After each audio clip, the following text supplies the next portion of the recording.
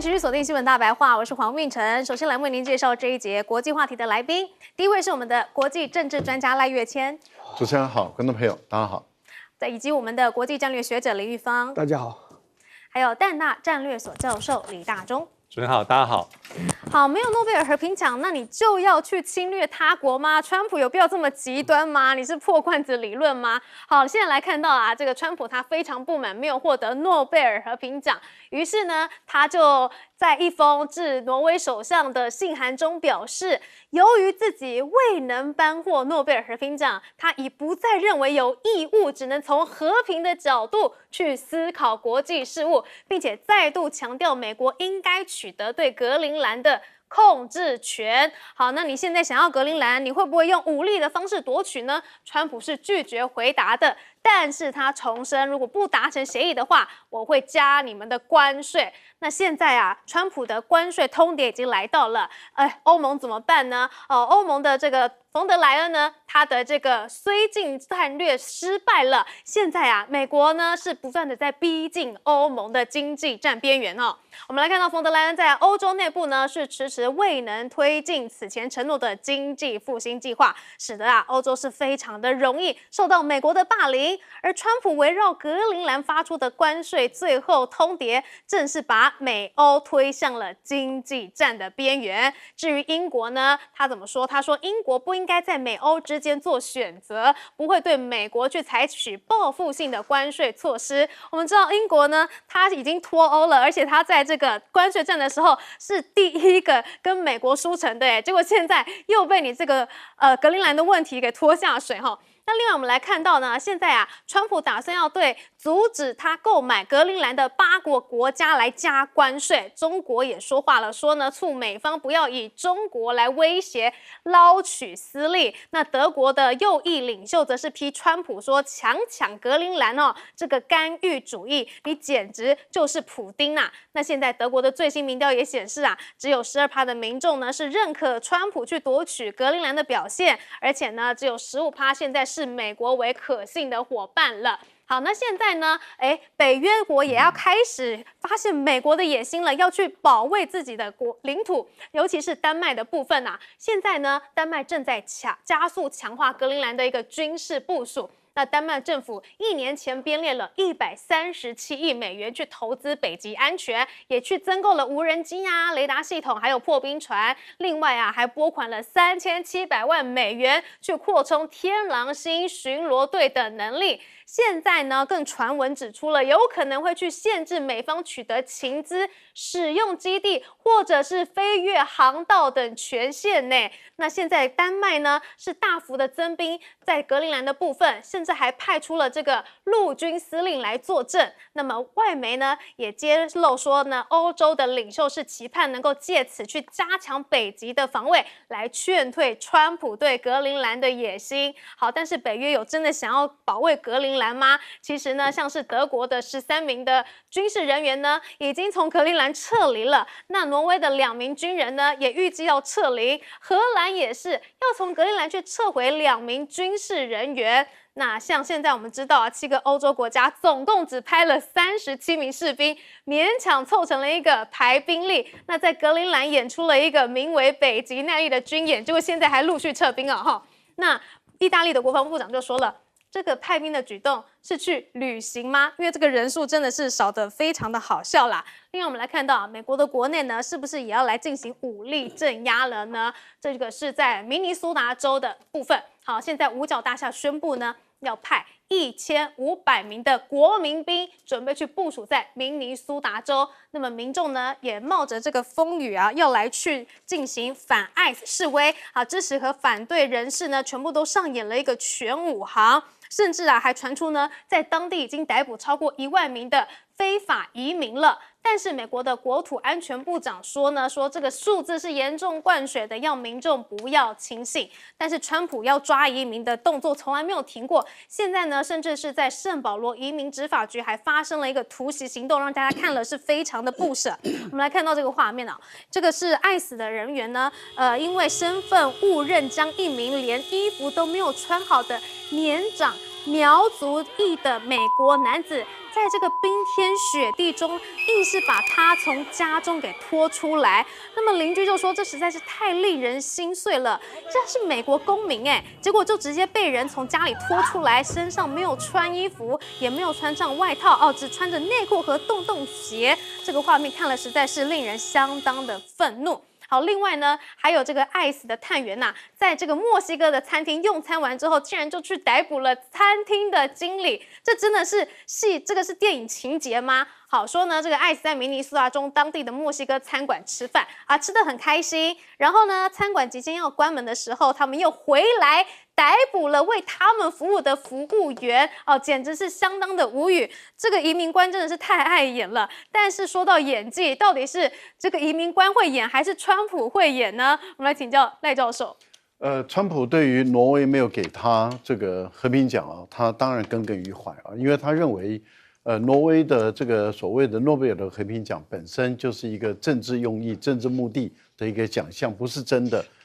主张和平的人所能够得到的，他都是政治目的来得到的。例如说，他最在意的一个人就是奥巴马，因为他认为奥巴马他什么都没做，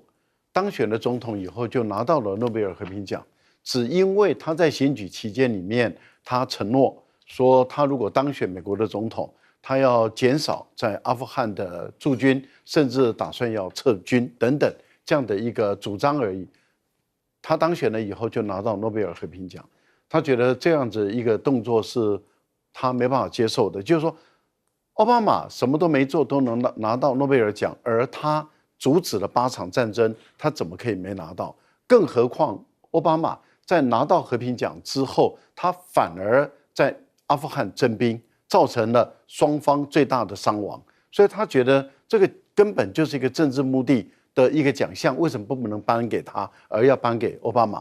奥巴马可以拿到，他更有资格拿到，更何况这个委内瑞拉的反对派的这个领袖拿到去年的诺贝尔和平奖，可他却主张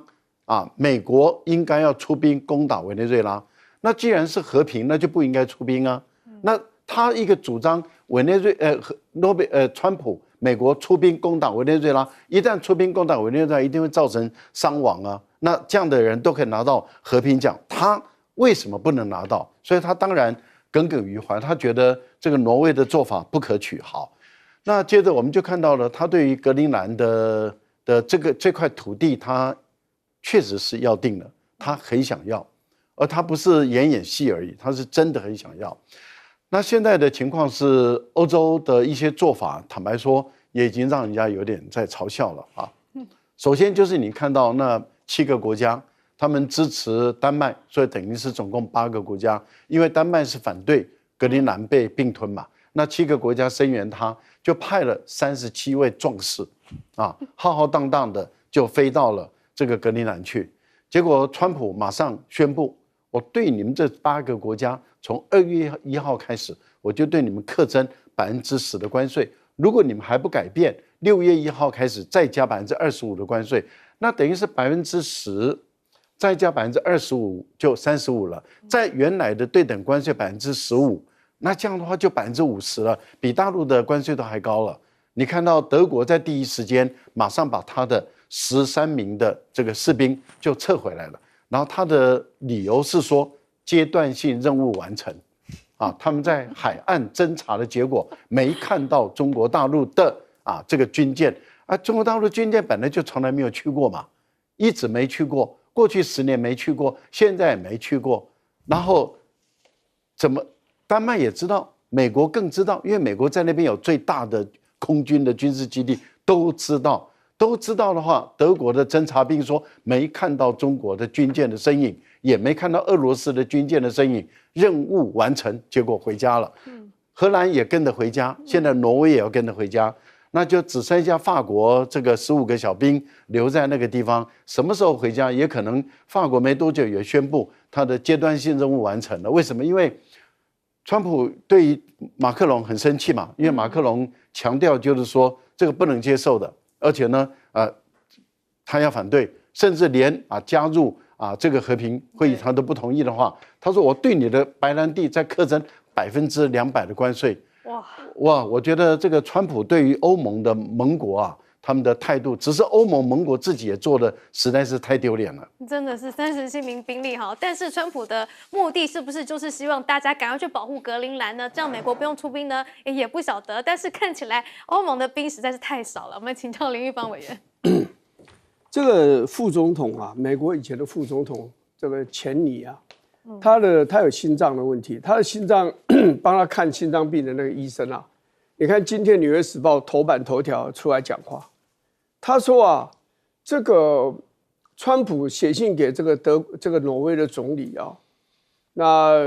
就是说，因为我没有拿到诺贝尔和平奖，所以呢，我就要把格陵兰给拿下来。他说，这个美国的国会应该去调查他是不是私人了。讲不好听，就是认为他的心智是不是正常啊，可以继续当这个美国总统。因为这个是很怪的一件事情，因为你欧洲的这个其实整个防卫的重心就是北约嘛，而你丹麦是北约的一份子。1949年在定这个要创设这个所谓的北大西洋工业组织的时候，它的目标是美国结合欧洲这些国家，要共同对抗苏联的可能的这样的一个侵略。现在你美国变成说俄国去侵略乌克兰，那你美国现在好像也要跟北约的这个欧洲的这个盟邦要为难了，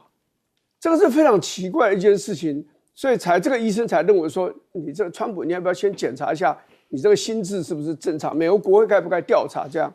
不过欧洲国家自己要好好检讨一下了，因为他们自己就不是一个正常的一个欧洲嘛。你看，你欧洲自己都没有办法保护自己，在德国有34500人的美军驻守在那里，全世界最多美军在国外的就日本，国外就是德国。然后你一共有14个国家，连法国以前是不准北约设在巴黎，所以后来才出走到比利时去，到布鲁塞尔。可是连法国都有美军，大概有80人在那里，所以整个你说德国，你说法国、英国、意大利、西班牙，一路念下去，14个欧洲的国家有美军驻守在那里。那你本身你欧洲就要靠美国保护你，你今天怎么有办法跟美国人说不呢？有办法挑战这个川普的这种荒谬的这样的一个政策呢？而且最重要一件事你欧盟的执委会的主席冯德莱恩，他就是非常的亲美。现在的北约的秘书长是荷兰以前的首相，干了14年首相。你知道前一阵子他跟川普这个见面的时候，他称他为什么？称他叫 Daddy。川普公开讲说他叫我 Daddy 他叫我父亲他叫我是他的父亲那你想想，这就看得出你欧洲人你自己本身就是好像当做美国人的附庸一样。你虽然把这么多国家组织起来叫做是一个欧盟，可是事实上你们自己这里面你们本身就不够合作，而且你们国防的力量也不够强大，你完全要依赖美国保护。你现在乌克兰战争，欧洲打了战争，欧盟的这些国家们加上英国，你们都没有办法去协助这个乌克兰有效的对抗俄国的侵略，那你怎么说你今天要对抗川普，你怎么对抗呢？所以这个就是一个给我们很多的深思当然你要再讲更那个一点，就是说，因为这个世界没有人可以制衡美国，所以美国现在就是为所欲为。你先看到根本不是川普总统，就是川普大帝，川普皇帝，他就是个大帝。好，我们接下来请教黎大中老师。对，我想川普现在的做法就是步步紧逼因为他的风格大家也很熟悉就是第一个爱恨分明，像是这些欧洲国家站出来帮丹麦的他一定是记在心里面，就是说这个你跟我唱反调我就不会轻饶你，所以第二个就是川普还是非常相信实力的原则啦，他看重美国自己手上的力量，那当然他会衡量我今天要打交道或者我对手的这个分量，那由他的角度来看，其实丹麦甚至是欧洲全体可能都被他看清或是目前欧洲主要国家一些动作就是有一点被美国是看破手脚因为我们也看到新闻最新的报道丹麦这个国防部长要坐镇格陵兰，还说要部署可观的兵力，但我们也知道目前丹麦在格陵兰这个岛上这么大一个岛上兵力就最多大概就200人。那整个丹麦的现役部队就是2万多人。所以当我们可以看到，当丹麦希望能够对抗川普的时候，他一个是靠自己，但他也知道力量不足，他一定要援引一些欧洲主要国家力量进来。所以第二个最重要的因素就是欧洲国家有没有齐心协力？那明显看起来其实没有。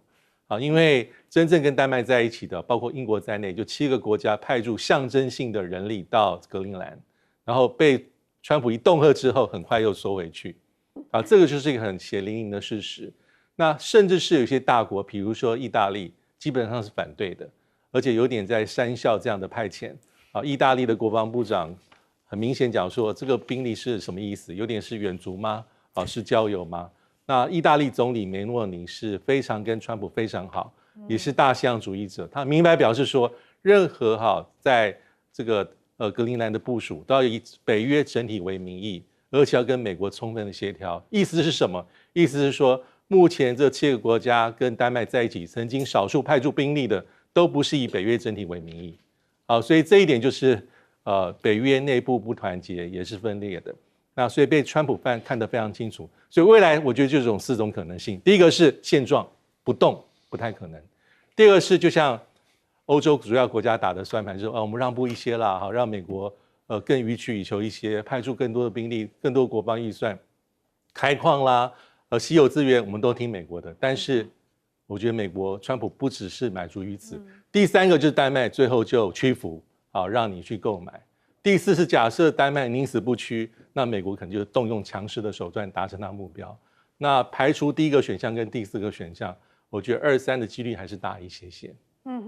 好，我们接下来看到日本的部分，哇，高市早苗真的是政治豪赌来了，他已经宣布了他要在这个1月23号呢解散众议院。好，他在这个今天早上的时候召开记者会了，说呢现在呢只能由身为主权者的国民来决定，让高市早苗担任首相是否合适，是否愿意将国家经营的重任委托给我，希望能够由国民直接的做出判断。那他说了，1月23号就要解散众议院，然后呢，在2月8号就要举行投开票，正式宣布到大选仅仅就只有16天的时间而已这个时间这么之短所以在野党呢是措手不及。于是呢，这个在野党就质疑了，说现在呢，在国民对未来的生活感到很不安的情况之下，还有你国际安全保障情势都很严峻的时刻，你竟然来解散众议院，去制造一个政治空白，让我们不得不对你解散来抱持着疑问。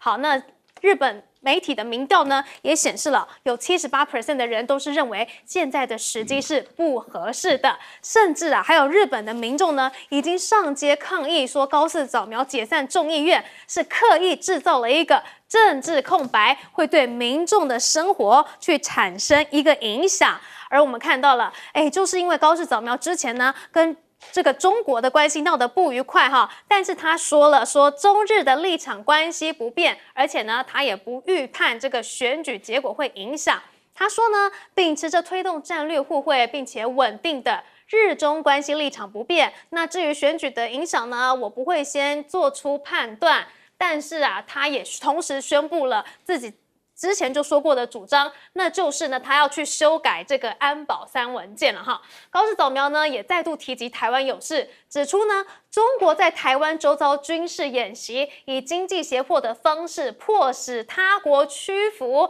重申要去深化日美同盟以应对，并且要修改安保3原则来建立长期的备战机制，提出设立国家情报局，以提升情报分析与危机预防的一个能力。而现在这个中日关系的恶化不仅仅是这个高市他已经要宣布要修改安保3文件了，就连民众的生活也会有影响。包括呢，我们去动物园，日本的民众呢是看不到猫熊了，最后的2只猫熊1月26号就要回到中国了，所以呢，民众呢是排了5个小时就要去见它最后一面。那另外包括了这个赴日本的中国游客也锐减了40%，这个是日本出入境资料的统计2025年12月呢，陆客赴日人数34.87万，跟2024年12月同月相比呢，是锐减了40%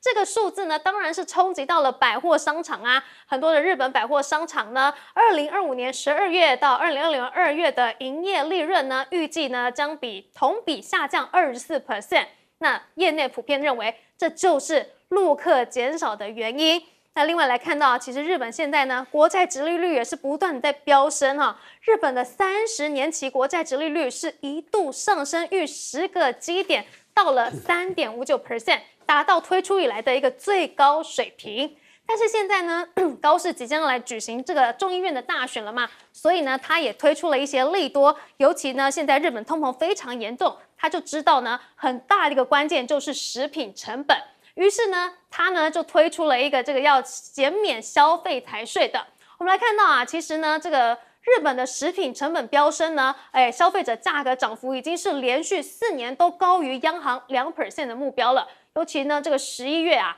食品支出就占家庭的总消费比例达到了28.9% 哦，这个是2000年以来的一个最高水平哦。好，所以现在呢，川普想要去减免这个消费税啊，希望能够减轻大家的一些负担，但是他的裁员是什么呢？不知道，所以市场很忧心会重演特拉斯时刻，也就是之前的英国首相的一个问题，导致日债遭到抛售。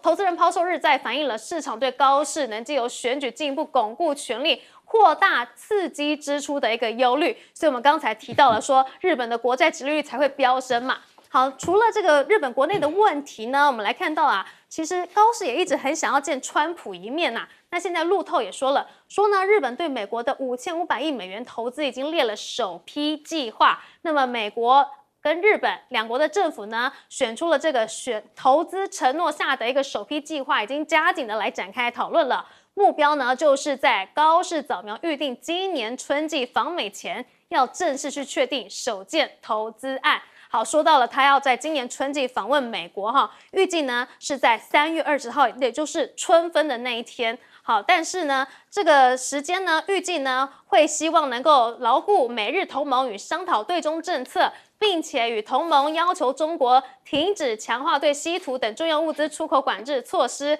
好，这个会晤要谈的东西好多哦，但是川普都没有表态，会不会跟中日元首来进行会晤哦？看来呢，川普呢是对日本的态度是相当的明显的。但是啊，我们来看到了，至少啊，这个高市早苗也非常的聪明，他就是想要趁着现在自己的民意高涨的时候，赶快先掌握国会吗？我们请教赖教授。高市的战略很明白了啊，他想有点在实质上改变这一次日本的选举。日本的选举基本上是间接选举，也就是说，他们由民众先选出国会议员，再由国会议员来推出他们的这个首相。也就是说，哪一个党获得最多哪一个党执政，他的总裁就是成为这个首相。可是高市这次是要直接诉诸人民，说你直接支持我。也就是他在这个19号的记者会里面，他就说我要解散国会。如果我的国会这个公民党，不是公民党，自民党跟这个维新会没有超过半数的话，我就辞职。所以你们如果要我继续在位置上，你们就必须要支持我的政党，也就是自民党以及这个维新会，主要是自民党。你要让我这个自民党赢。那也就是说，你们对我的支持要转嫁在我的政党的候选人跟政党的票上面，因为日本是一个跟我们台湾一样一选区2票制，但是跟我们不一样的地方是在于，他们的小选区的候选人也可以成为政党的比例代表制的候选人也就是说，他们是可以同名的，2个同时选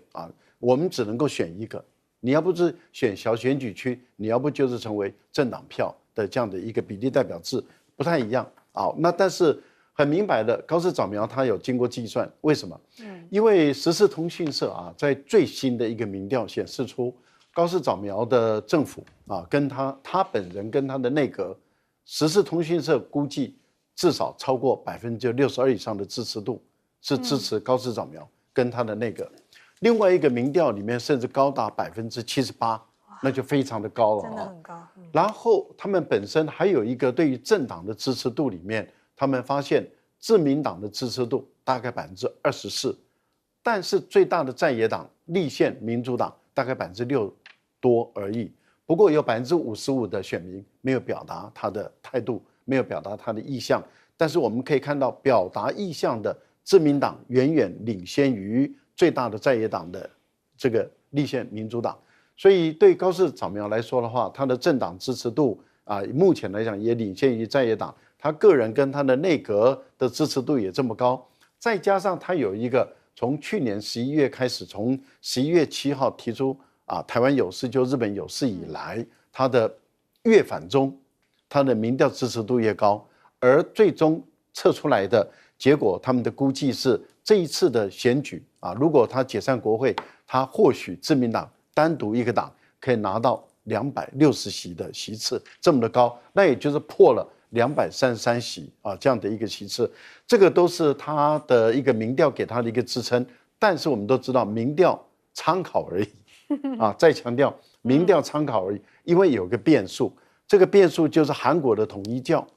他所揭露出来的内部的讯息是，他们已经在2022年的时候控制了这个日本的290席的席次的这些国会议员。那这个部分里面，如果更多的爆料出来，会不会引爆日本的政坛的震动？这个我们不知道，要看未来的选举而定了。真的是只剩16天就要大选了，这真的是一个重磅新闻。我们来请教林玉芳委员。对，现在的民调最新的民调跟他稍早的比较，譬如上个礼拜的民调，他上个礼拜的民调高市早苗支持度还有74.4%，那最新的这个礼拜的民调，他跌了4个百分点，跌到70.4%。那这个他的整个反对的力量呢？比例呢增加到23%，就增加了4.5%。它是这样的，就我们都选举过了，选举前，譬如说2个礼拜或者10天，你的民调如果往上走，你当选机会就大很多。可是如果开始往下走的话，就会变得非常危险。那现在离2月8号的改选那还有差不多有将近20天，不到20天了16天。对，这个讲起来还有一段时间。如果持续下跌的话，坦白讲会有点危险。我想2个原因，第一个原因就是说，可能有些人就会觉得说，你怎么刚上任？你是10月21号上任嘛？那你怎么现在就要改选了？你这样子是不是有太多的政治上的算计？那反对党就会用这个来做攻击。如果说你这劳民伤财嘛，你根本不应该这么快的改选嘛，对不对？这是一个。第二个就是我刚刚所讲的，就是说，也可能因为是第一点的原因，你现在民调开始往下走的话，因为上任这么久以来，10月21号上任到现在，他的民调才是明显的开始下降。那这个你还有到2月8号，你还有这么长一段时间。你这样子的下降的幅度会不会越来越大？会不会持续下降？如果是的话，坦白讲就会危险所以我们不晓得啦，因为看起来现在的在野党挑战他的能力是不足啦，所以最后的结果就是自民党依然应该是胜利，而且可能赢了不少，但是可能不会像高市早苗跟他周围的那些谋士们所盘算的，说再改选高市早苗就自民党可以大胜，高市早苗的这个民调会变得更高，支持度会变得更高，施政更容易，可能不会像他们想的那么好，但是胜利我认为是绝对是没有问题的啦，自民党还是会胜的。但是如果高市早苗他继续执政的话，中日关系就没有办法缓解了呀。我们来请教雷大中老师。对，因为高市早苗的政策其实非常清楚他在外交上就采取比较保守的路线那对北京是比较严厉。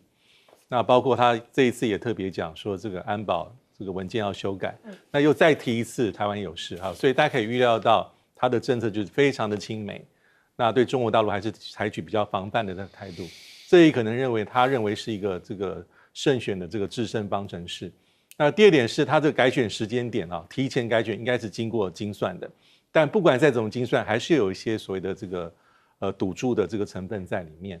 因为我们知道说在改选之前自民党在众议院的席次总席次465席，它不足300席，就算加上友党日本维新党35席还差一点点。不过在去年年底的时候，有一个叫革新智慧的3名议员呢，基本上投靠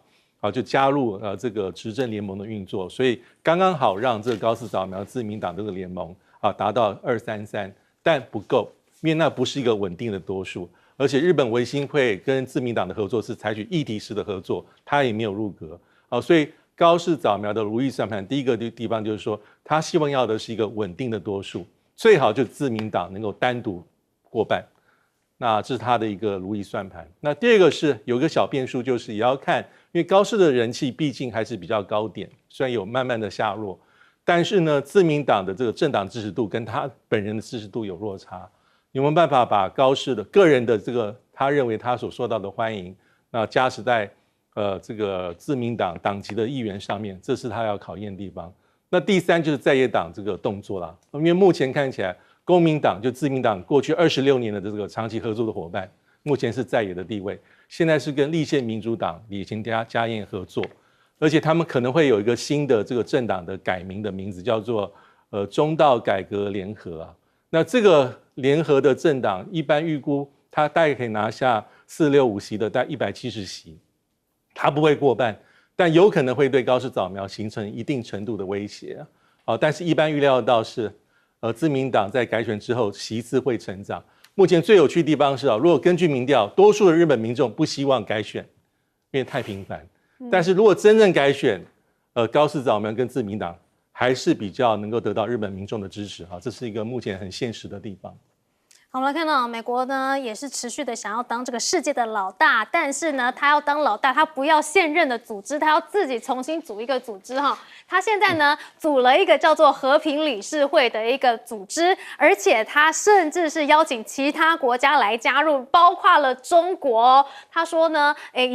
中方表示已经收到了美方关于加入川普和平理事会的邀请了，但是中国并没有说他们会不会来加入。另外包括了这个俄罗斯，克里姆林宫也宣布了说，俄罗斯总统普丁呢也有受邀去参加这个和平理事会。那现在呢正在跟华府确认细节，但是法国总统马克宏他是最直接表明的说他拒绝加入。他说和平理事会的权力过大了，而且呢也已经超出了你所谓的加萨治理范围你另外成立一个组织，还可能去削弱联合国的架构。而这个加拿大呢，消息人士则是指出说这个加拿大总理卡尼也是拒绝为这个席位来出席，因为说要10亿美元才能够去加入嘛。但是其实很多的国家都陷入一个两难，因为呢他们不想要去得罪川普，但是又不想要交这10亿美元加入一个不知道是什么样的一个组织，所以就非常的两难。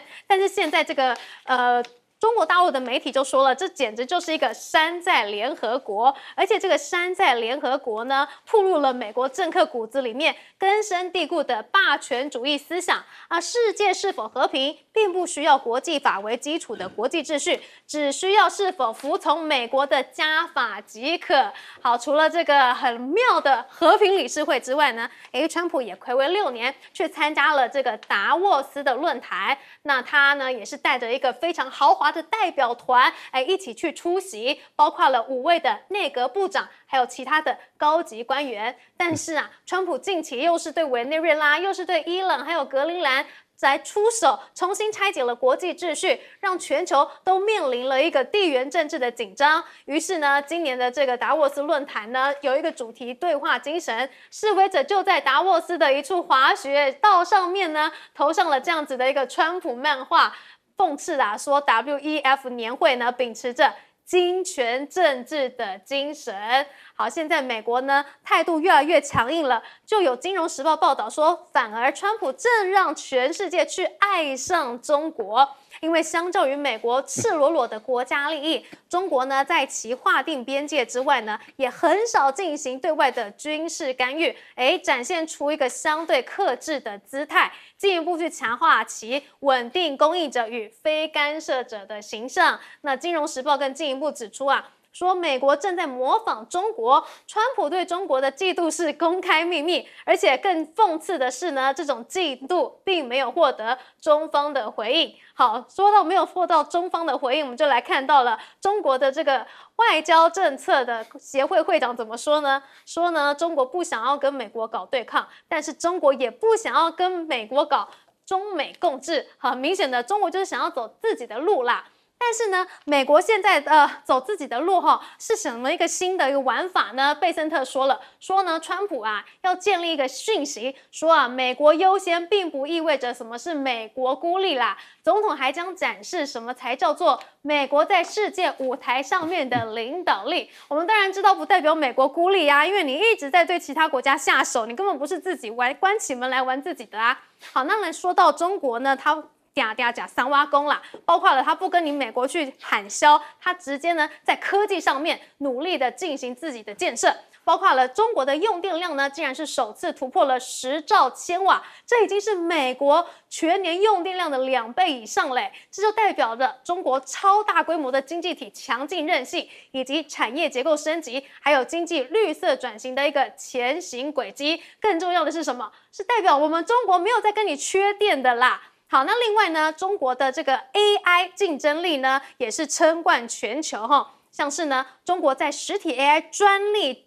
综合竞争力排名已经是全球第1了，美国是第2名。那百度华为、腾讯等中国科技巨头呢，就包办了前3名。好，不止 AI 机器人的部分呢，中国也是非常的厉害，包括了这个人形机器人呢，已经出海去造飞机了，而且空巴还采购了非常多。好，这个空中巴士呢，已经采购了优必选最新款的工业版人形机器人，就是要来去帮他们制造飞机。这也意味着相关的应用呢，已经进一步拓展至全球的航空制造了。结果这个时候美国在干嘛？美国还在搞你赴会参加新组织，而且其他国家要不要参加都是非常的两难。我们请教赖老师。中国大陆确实已经说他已经收到美国的邀请，但是他没有回应参加还是不参加但是基本上来讲，不可能去缴10亿美元来参加这样的一个所谓的和平理事会那就看哪一些国家缴。可是法国的总统马克龙已经是第1个国家跳出来说我们不会参加了那川普马上给他威胁说我要对你的白兰地课200%的关税那目前来讲看这个法国怎么跟美国来去周旋，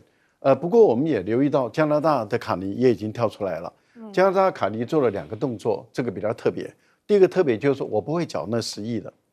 但他并没有说他不参加，他可以参加，可他不会缴10亿，他想免费参加。这第一个。第二个，他说我现在正在思考要不要也派兵到格陵兰去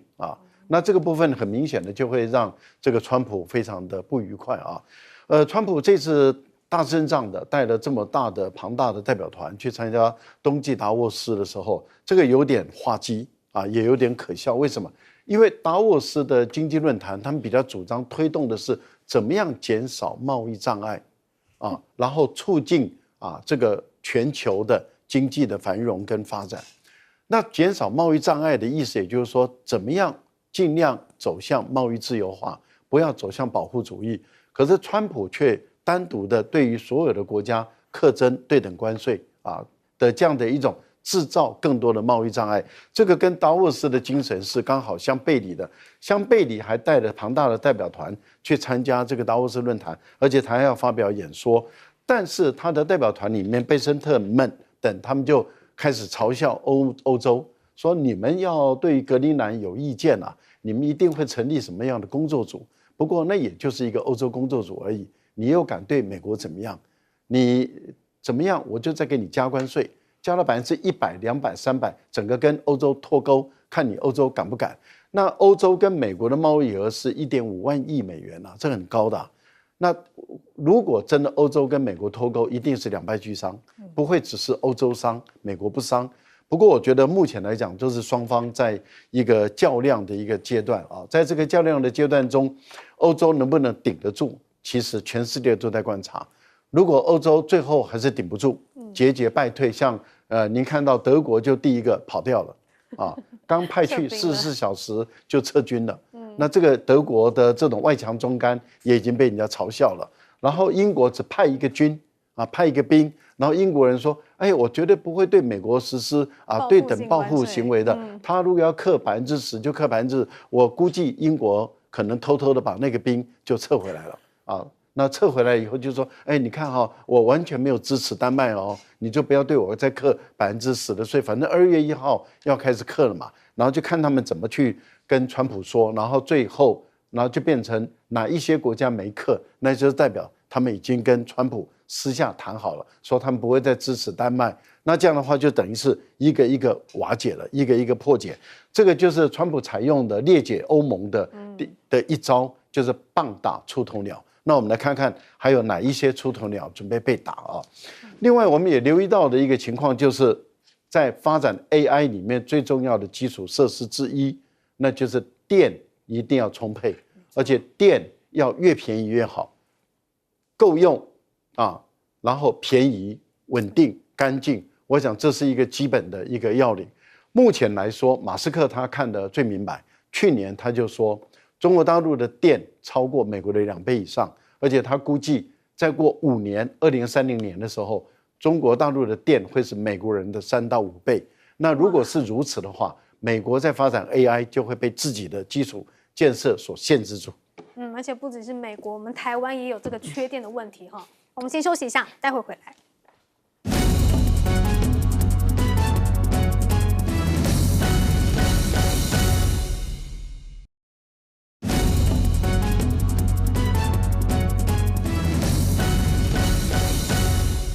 川普的和平理事会现在连中国都递出了邀请，我们来请教林玉芳委员。那这个很多国家，这些大国大概不太想参加。你看他的名单，他有一个执行委员会，川普自己当主席，这里面有美国的这个国务卿 Rubio， 你再看一个人叫库森纳，就是他的女婿。这个词的用这个用人哦，这个用到就是一点都不避嫌呐。这个用你的女婿替你跑在中东当特使一样跑来跑去，你现在要重建加沙也来了。人家其实对川普很不放心的一件事，就是说这200万的这些可怜的加沙的人民何去何从？按照川普最早的讲法，这些人都要赶出去的，都要送往其他阿拉伯国家，譬如埃及啊这些，要让他们整个离开。他认为这是个好地的，他做房地产的嘛。这就在做一个度假胜地嘛，另外一个蔚蓝海岸嘛，对，就这样子嘛。那这200万的不是少数目，它放到其他国家去，都会成为社会问题。当然，美国可能会说，哎，那你这些大国哪些钱出来帮忙安置他们？这个不是1天2天的事，这个构成现在欧洲国家对于所谓的难民问题都非常的敏感。我想中东这些国家也是一样，没有人会愿意接受。而且大家都知道，你川普就是偏向以色列的嘛，所以你这个结果，你这个所谓的重建，第一阶段停火，第二阶段重建，这个重建里面一定会搞得很天怒人怨，所以这些国家不愿意背书，因为他们就认为你美国，拜登已经够糟了，你川普更是偏以色列偏到这样子，到现在为止，以色列还在一个坑道一个地道一个底道在搜查，然后在那边把它炸掉，他认为这里面可能还有一些这个哈马斯的人这样子，所以这个东西不会是一个好的事业，所以各国不愿意加入原因是因为你川普本身你的态度就是明显的偏袒，第二个人这个人是不可预测的，所以跟你一起做这件事情，好事到最后都可能变坏事嘛，所以我觉得他就说人的信用度很重要，一个人说话做事，尤其是一个国家领导人，常常说的话是很荒谬，人家都没有办法接受的事。你没有拿到诺贝尔和平奖，你怎么会拿这个当理由要去侵占人家的格陵兰呢？而且人家这个委内瑞拉的反对派的领袖拿到了和平奖，这个奖给你，你也敢收？全世界诺贝尔和平奖没有过这种例子的，而且诺贝尔和平奖的那个负责的那个单位，那是一个 institute， 他都已经出来讲话，他说我们这个和平奖搬出去以后。就做了决定，就没有说什么可以撤回的。第二个呢，不能分享啊，说我给你分一半给你啊，也更不可以转让。结果川普就干这种事情，所以一个好全世界最敬佩的诺贝尔和平奖被川普搞得真是乌烟瘴气。所以对这个人，我只能说，我看了美国总统这个大概是历史上最差劲的美国总统就是川普。川普真的是创了很多的先例哈。我们先休息一下，待会回来。